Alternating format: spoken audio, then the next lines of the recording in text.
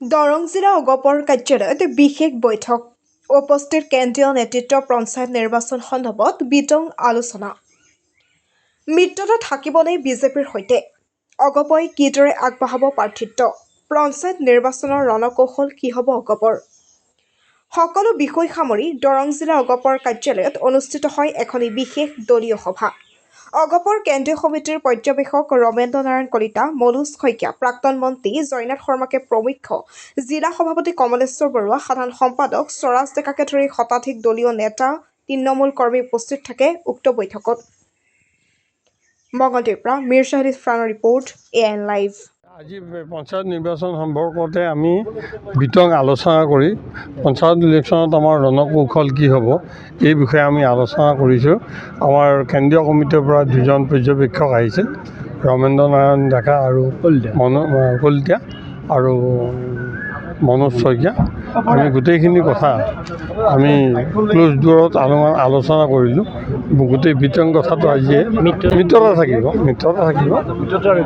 মিত্ৰতা মানে সন্মানজনক ভিত্তিত মিত্ৰতা হ'বই, সন্মানজনক ভিত্তিত মিত্ৰতা হ'ব। আমাৰ আগন্তুক পঞ্চায়ত নিৰ্বাচন সম্পৰ্কত আমাৰ দৰং জিলাৰ অন্তৰ্গত যিকেইটা আমাৰ সমষ্টি আছে এই সমষ্টিকেইটাৰ আমি পঞ্চায়ত নিৰ্বাচন প্ৰস্তুতি সম্পৰ্কত আমাৰ এটা কেন্দ্ৰীয় সমিতি মাননীয় সভাপতিয়ে এটা কমিটি গঠন কৰি দিছিল আৰু সেই কমিটিৰ অন্যতম সদস্য হৈছে আমাৰ অন্যতম আদৰণীয় সম্পাদক মনোজ শইকীয়া, ডক্টৰ জয়নাথ শৰ্মা ডাঙৰীয়া আৰু লগতে আমাৰ যিখিনি জিলাৰ সভাপতি আছে সেই সভাৰ সভাপতিও ইয়াৰ সদস্য।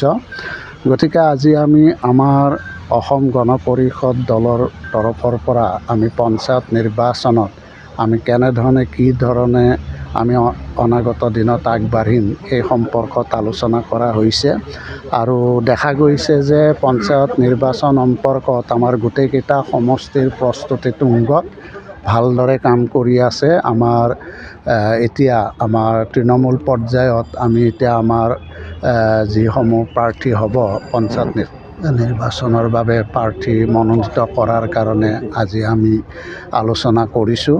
গতিকে আমি পঞ্চায়ত নিৰ্বাচনত আমি দেখা পাইছোঁ যে আমাৰ কৰ্মীসকলে যি ধৰণে সমষ্টিকেইটাত দিনে নিশাই কাম কৰিছে তাৰ ফলত এটা কথাই প্ৰতীয়মান হৈছে যে আগন্তুক নিৰ্বাচনত আমি নিশ্চয় পঞ্চায়তৰ ভাল ফল দেখুৱাব পাৰিম। আৰু ইতিমধ্যে বিজেপিৰ নেতৃত্বৰ লগতো আমাৰ যিহেতু মিত্ৰতা আছে, গতিকে এই মিত্ৰতা সম্পৰ্কত আমি ইতিমধ্যে আমাৰ স্থানীয় পৰ্যায়ত বিজেপিৰ লগত আলোচনা চলি আছে আৰু এই আলোচনা এতিয়া অৱশ্যে আলোচনা পৰ্যায়তে আছে। পৰৱৰ্তী সময়ত মিত্ৰতা সম্পৰ্কত কি হয় সেই সম্পৰ্কত স্থানীয়ভাৱে আলোচনা হোৱাৰ অন্তত আমি গম পাম আৰু পৰৱৰ্তী সময়ত প্ৰয়োজন হ'লে আমি বিজেপিৰ ৰাজ্যিক নেতৃত্বৰ লগতো আমি মিত্ৰতা সম্পৰ্কত আলোচনা কৰিম।